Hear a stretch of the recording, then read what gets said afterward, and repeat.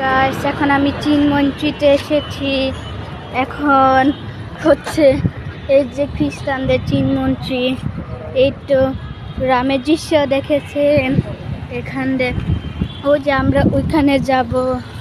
এই তো অনেকগুলো স্টেশন, ওই যে মেট্রো, তারপর যে সুন্দর জায়গা, সবাই যাচ্ছে ওখানে, বাস থামায় যাতে সবাই যেতে পারে।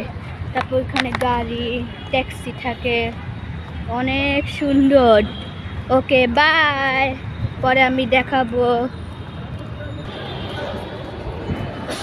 এই তো এখন আমরা